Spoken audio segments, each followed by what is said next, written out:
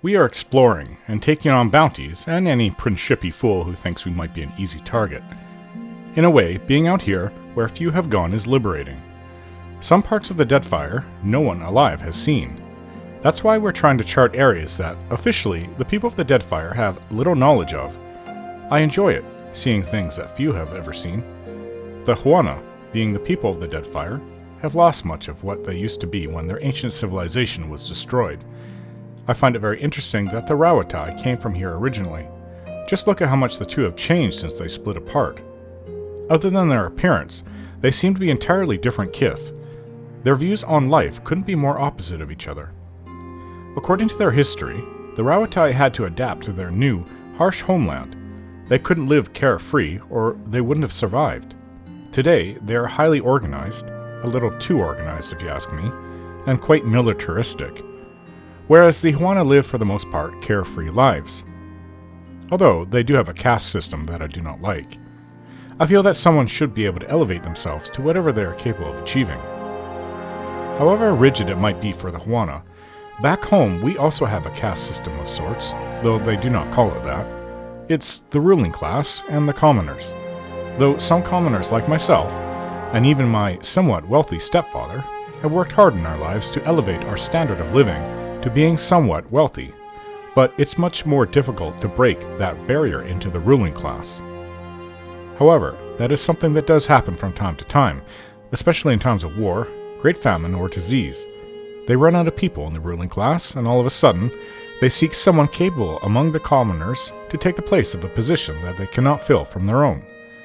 Though my title wasn't exactly prestigious, Road Warden, however, was a title of the ruling class nonetheless. We are somewhat south of a location, and where it's unfamiliar to us. We don't know what it is. It's an island group. Some say it's Shadowed Vale from our ship, on our crew, I mean.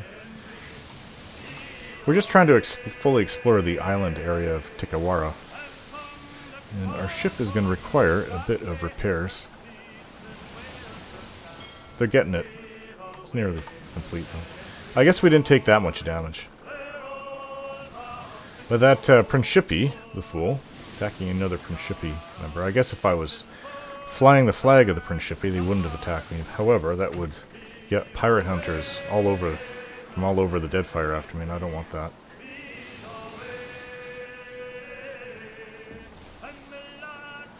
So we're now east of the Pokokahara ruins.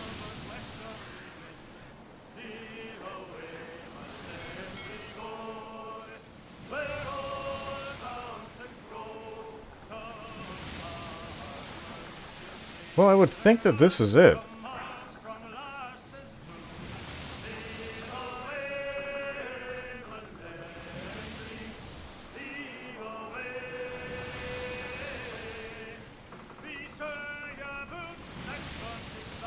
There's a location over here.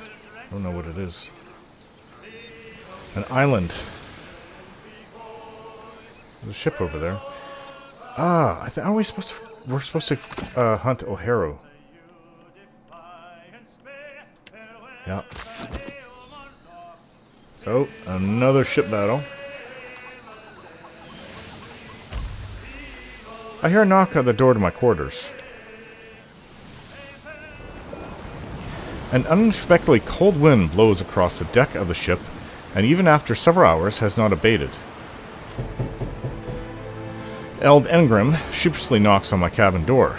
When he enters, his skin is pale, his brow dotted with beads of sweat. Begging your pardon, Captain, but this is an ill wind sent by Andra. We've sailed too long without offering her tribute. She's sure to punish us if we don't give her what she's due. He tilts his head towards the hatch, beckoning me to follow him on deck.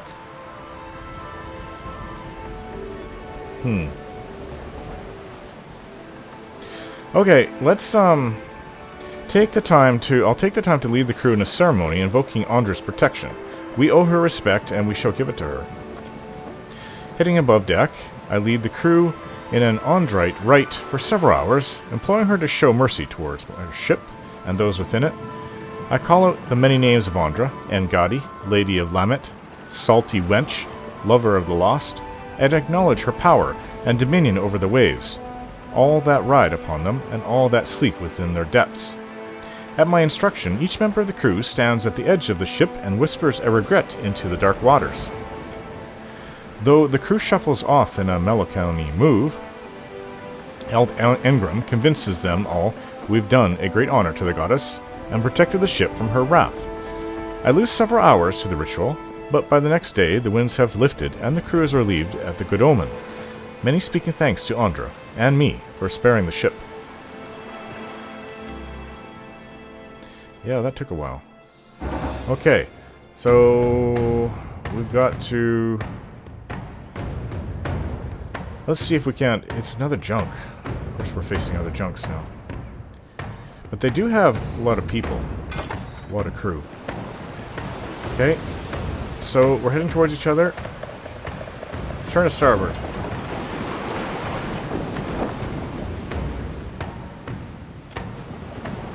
He's turning. Okay, this is gonna be... He wants a gunfight, though. Fire the port cannons. Oh, good chance of hitting this time.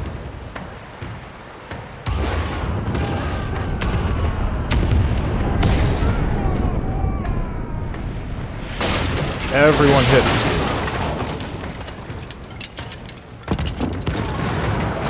Our cannon fire must have found the gunpowder stores. Our cannon fire tears through the enemy ship, splintering the hull and shredding the sails. Before we have a chance to celebrate, the enemy ship abruptly explodes with a deafening boom. Fire engulfs the enemy ship. Smoke, black and acrid, spirals into the sky. Water floods the ship's hold, and the flaming vessel soon slips beneath the waves, white from the surface of the sea as summarily as it had never sailed at all. Okay, we do need the head of O'Hara, though. We're going to have to go and look among the crew. Oh, we got O'Hara. What's this to the north? Principi. Veen. Is that not one of our... Yes, it is. Okay.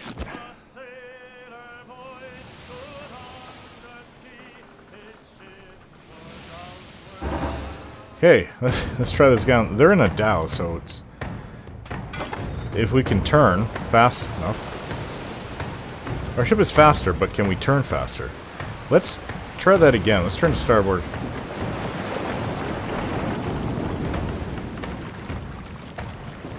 They're turning too, but facing the opposite way, but they still want to fight. Fire the port cannons.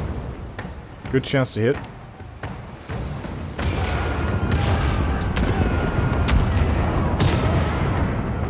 Alien hull breaker. 3 hits. 2 misses. Now it's their turn. Okay, they've done some shuffling around their ship. They come to a dead stop. Let's jibe.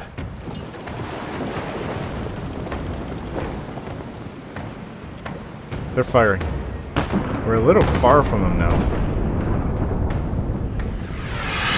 Oh, 2 hits. Nothing serious.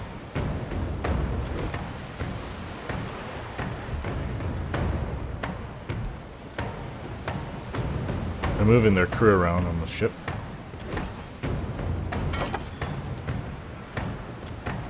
Okay, fire the starboard cannons.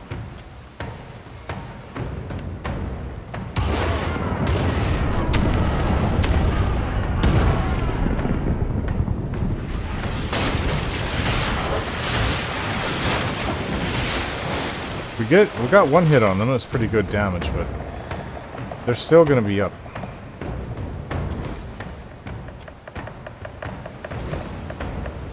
Okay, well, the wind has died. Let's try to get closer. Turn to starboard.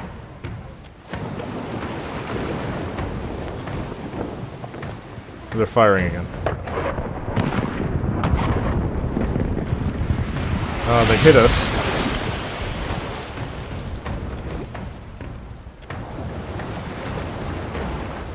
Okay, their sails are up. They're trying to get out of the way. No, the wind has died. Full speed ahead.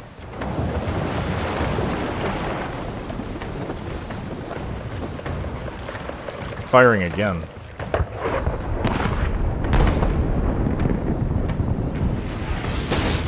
Okay, they're hitting us good. We don't want to lose a ship. Let's try to give no quarter. Charge.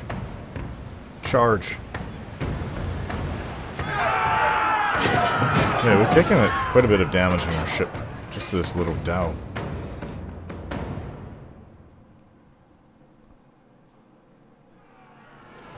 But now we have the advantage. We did hurt them too, so...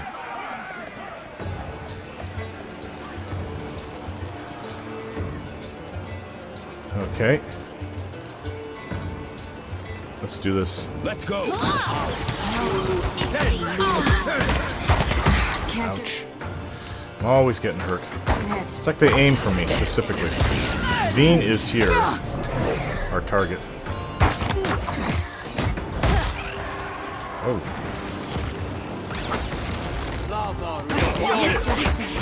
Take him down, Rowley. Look at the K who go over there. Nice hit. Might as well be hitting the water. Yeah, they won't stand a chance against us. We got him. Let's go.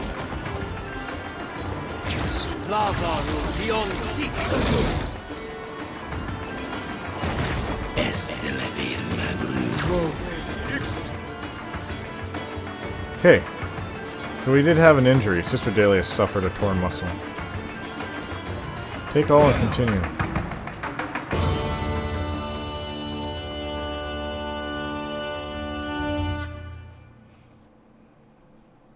There's another bounty down.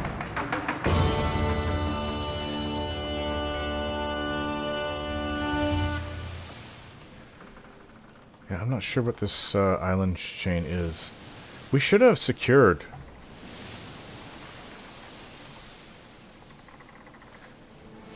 We should have chartered the area for Tikawara. I'm not sure. This should be more than enough for that cartographer. He'll probably give us the Kuo-Rikuhu area, which we are now. I don't know what this is. There's an island chain here. I think we have a bounty that's on this island. It's far to the east of Nekataka, right? Yeah. Let's try going here. There's an abandoned village to the north. The colonial outpost before me is as silent as a crypt, though its buildings appear to be in fine repair. I don't see a single living soul among them. In the town square, I find a sign posted beside the remains of charred bodies. It warns of disease. Let's search the location. Take some time to search the abandoned village. Find a small trinket hiding among the refuse. Keep searching. 4 hours pass. Some Taru Chu.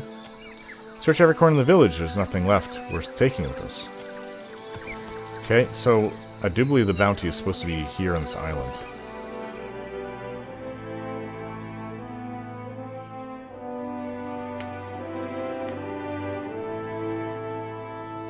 Oh, there's some Naga over there. So I believe it's a Naga. The Naga actually posted the bounty for this person.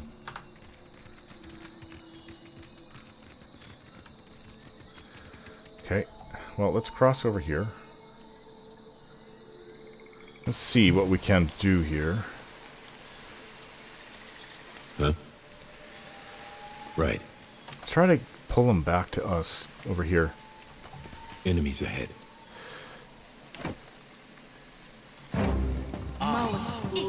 Okay.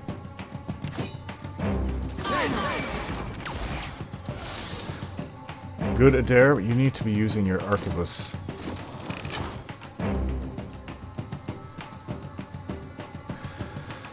Now, Aloth, you're hurt, so stay back. Delayed fireball. Right between the... No good. Stop attacking it, Loth.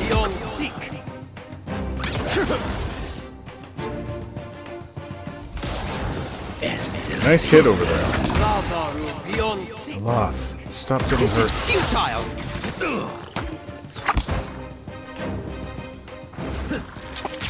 Oh, good. Take them down. Mowing. Ixie. Almost.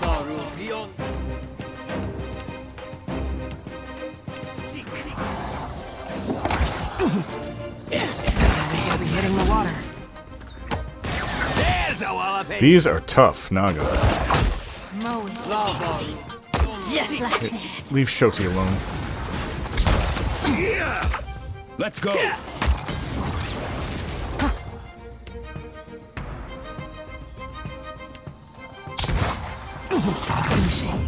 This is futile! Where are you, Ishii?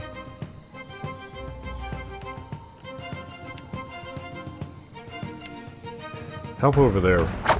Mowing. Ixie. Almost. There we go.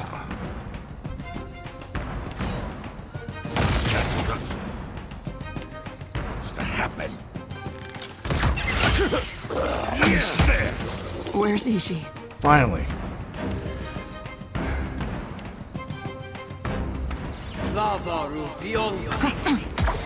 That's not very helpful.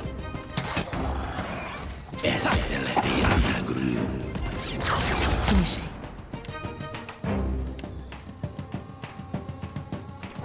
Where's Ishii? Mowing.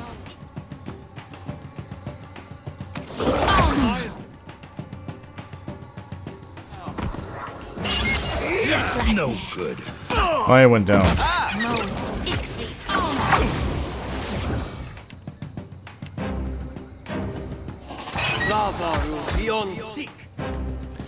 Maya. Mowing. Ixie. Almost. Found it! Good. It usually works. Still didn't work.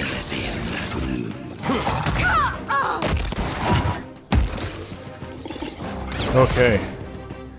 Focus on this Naga that Adair's dealing with. Another withers on the vine.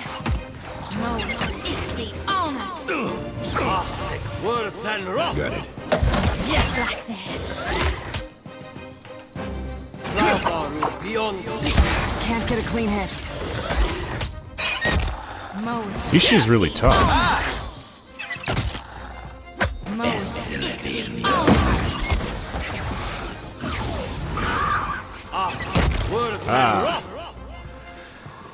Another bounty down. We've taken some injuries. Hey. Huh? On it. Naga bow. Bunch of things to sell there. Oh yeah, that was a tough fight. That was a really tough Sure. fight. We have some injuries to go back to the ship with to recover from.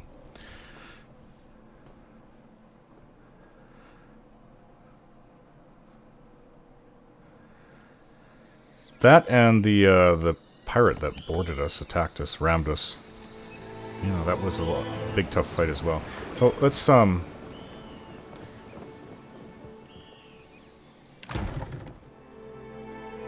gonna have to recover, rest. Well, nice to see how my crew is doing, Oswald. Our boatswain is a right smart sailor. Hey, Sarfin. If you be having a tick, Cap, I'll be thinking that, if I be dragging you into these depths, you deserve the full sounding. This is about Romaro, I take it. I'm happy to listen. When I were a wee swabby, fresh to the sea, it were Romaro that showed me the ropes and rigging. More than that, he, kept his weather eye open for me. He plucks at the fur at his elbow. The sea be right putsy oar on occasion, and life aboard the Sorcerer, that and more. Malnash, our ship hunter, she were all, wet and bothered for doing me harm, and Romaro. He protected me. Okay. Mentored me too. Learned me letters and navigation. Handed down the Principe traditions. In time, we became close as kin or closer. And the sorcerer, my family. You told me a lot about the two of you, but not about much about him. Fair. He be of old Valian stock. A good man and righteous. Not honest, of course, but honourable. Were our shipboard sawbones, more than half handy at it. Oh, he was the surgeon. Okay.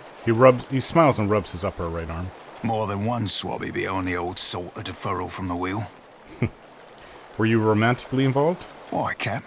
You be feeling a bit of the old envy? He grins, bumping his eyebrows twice in quick succession. Well, it would explain a few things. Nay, we never shared a bunk. Not that I'd have kicked him out of a hammock, but, like I said, we be family. He never took advantage. Thank you, I'm glad you shared that. Aye. Do right by it, and I won't be regretting it. Ahoy, Captain. What can I do you for? Alright. Farewell. Seraphin salutes and turns away. I feel like I should set the record straight. Maya folds her arms and wraps her knuckles against her bicep. Is this about your mission? Yeah. Been thinking about it a lot. I didn't get into this business so I could shoot first in a battle that hadn't even started, you know? Mm-hmm. I can make a case that my work was justified, but gods. Assassination is a big step in an uncertain direction. Yeah, I think so. We're shooting at people with dangerous ideas, and assuming the ideas will die with them.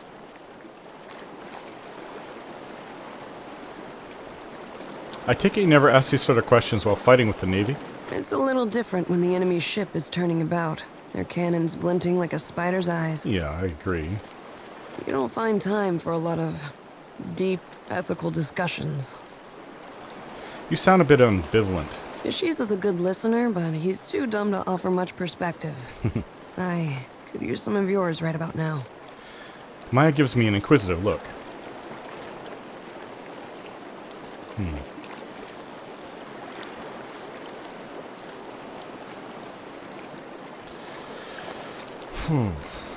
Well, this is a hard path to defend. History won't be kind. So we keep the long term in focus, sacrificing easy gains. Yeah. Nodding to herself, Maya seems less thoughtful and more resolved. She cracks her neck and rolls her shoulder, letting out a relieved sigh. You could be right. If we let this sort of thing spin out of control, it won't do us any good in the long run. Mm-hmm. If we go out Sura's way, we had better be sure that killing the right people makes a difference. Damn sure. And if we fall back on what we know, cannons, sieges, occupation, we'd better commit to fighting a moving target. We won't succeed if we don't understand the tribes. And something tells me that we aren't there yet. Takehu's lips curve in an approving smirk.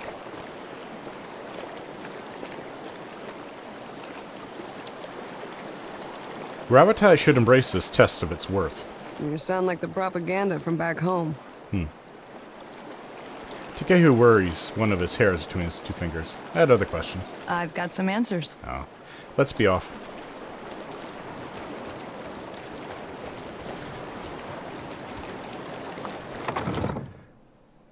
Let's see what the rest of the crew is doing below.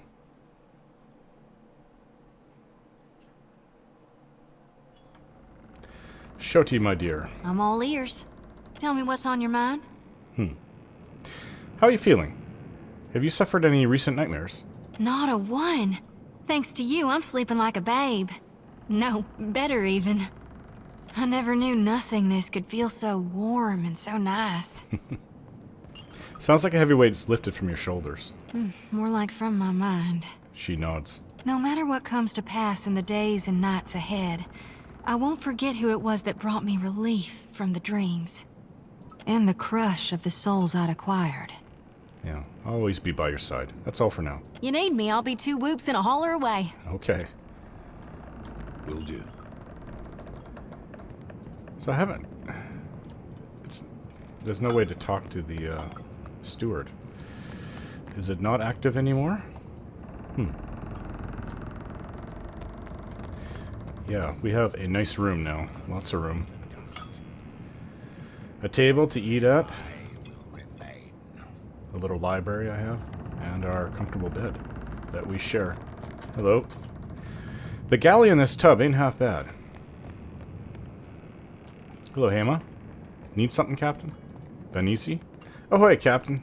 Fine sailing, eh? Aye. Constantin. What are we standing around for? Facina. Casita, I'm glad we have this chance to talk. Facina folds her arms and glowers. I have not properly thanked you for taking me away from that place. The dark cupboard. That shop and my apprenticeship were like a diving bell, dragging me all the way to the bottom with barely enough air to survive. She winces. Arkemir was fond of tormenting me. If he had taught me anything of substance, I might even have endured his wretched company a while longer. In any case, now I am free to study the world, and it is because of you. So, now I will say it. Agrasima. A veiling expression of gratitude. Are you interested in any particular areas of study? It is a funny thing. I was so quick to chase my ambitions, as if an apprenticeship would outline the course of my life. In the end, I was building a castle in the sand. The taller it rose, the harder the waves swept in to batter it down. Now I have no plan, and the uncertainty is a refreshing change. What did you want to learn that only Arkemir could teach? Ah, what a question. Facina clucks her tongue on the roof of her mouth and nods. Arkemir is elusive. That flamboyant house of his? It is all a performance, a mask that people will not think to peer beneath. I had a sneaking suspicion that he knows more about magic than the rest of the circle combined. Or maybe he is just an accomplished liar. I may Interesting. never know the truth. Well, he did seem to be the one in charge of the circle. Before we head out, any thoughts on our travels so far?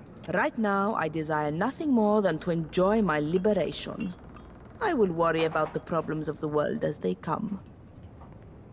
Facina smiles a little. I'm curious about you. I came to the archipelago as a groveling apprentice. One day, I hope I will leave it with a speck more dignity than that. What more could you desire to know, Casita? Ever aspire to be an archmage yourself? Not if it means I must submit to a bickering council of madmen plotting against each other.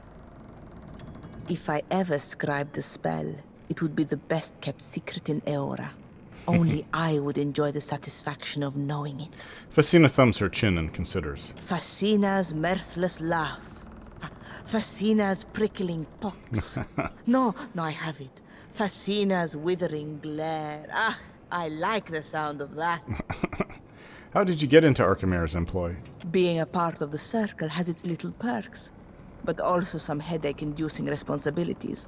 At least one member must always watch over the Deadfire and see that matters do not fall into total disarray. Arkemir wanted the job about as much as he wanted to lance a boil on his deflated scrotum. But the alternative was giving stewardship to Maura. No one in the circle trusted her with the archipelago. What do they have against Mara? With trading companies dividing up the islands, they didn't think a Huana could stay detached. They also hate tentacle magic. Tentacle magic? During the changing of the guard, while a handful of imps loaded Arkemir's ship for the journey south, I stowed away in a dresser. Oh, okay. Once we were at sea, I made my presence known. A dozen imps tore at my hair and pushed me towards the railing. When Arkemir saw me struggle, he didn't step in to help. He just gave me work. I did what I could to make myself useful. Stitched the sails, disciplined the imps. That one impressed him most of all. By the end of the voyage, I had the little stinkers saluting me as I passed. Facina cracks her knuckles and grins at the memory. When we made port in Neketaka, he introduced me as his apprentice and installed me at the cupboard for a life of clerical drudgery. You know the rest. You and Berteno didn't seem especially well paired. Constantin edges a bit closer. When he catches me looking his way, he frantically motions for me not to say anything. I was searching for a life beyond the cupboard, and that handsome oaf was blessed with a silver tongue. Came in handy when he was licking the boots of his creditors. I don't regret our time together. That was just a different Fascina. Pressing her lips into a tight line, she turns to Constantin. What are you looking at? Go back to rearranging your massage oils or whatever it is you do here. Aye, aye, Casita. Constantin salutes her sarcastically and turns away, a sly grin spreading on his face. What do you want to do with your education? I have always dreamed of opening a magic shop in Neketaka. Okay. Fascina sighs wistfully and looks off in the distance, pushing a lock of her hair past her ear. I assume you're joking with me? That was a joke. Yes. She grins back at me. When I set out on this path, I discovered quickly that magic is all tied up in grammar, precision, and insufferable rules. Take a grimoire, for example. Misplace an accent mark over a rune, all the logic of a spell collapses around it. And you'd prefer something more ill-defined? Why, exactly? Go on. I don't want to break the rules of magic, but I want to rewrite some of them. Loosen them up so that any sharp mind can take up the study. The Circle would hate that, wouldn't they? If they could not reinforce their superiority over the rest of us, they might even disband. Fascina chews her thumbnail and smiles. You must have some thoughts about Eothas and the other gods. You assume a great deal, Casita. When they are not striding across an island, the gods concern me about as much as Eora's moons. Fascina shrugs. Religion was never very important to me. I do not expect that to change now that the gods have revealed their petty, narrow-minded ways. You know the gods are artificial, right? I heard a member of your crew whispering of this, but I am pleased to have it confirmed. Fascina narrows her eyes and looks off to the distance. Knowing this forbidden truth, does it change anything for you? Yes, I no longer have to take the gods at their word.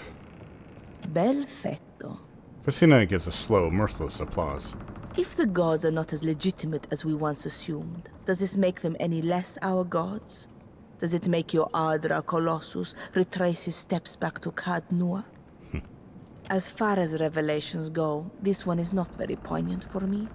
Maybe I'm just the wrong audience. Nothing takes me by surprise. Fascina shrugs. Back to my other questions. Ask away, Casita. Any thoughts about our companions? I do not hate Tekehu for his arrogance. I only hate that he deserves it. Fair enough. Let's be off. Don't forget to like, share, and subscribe.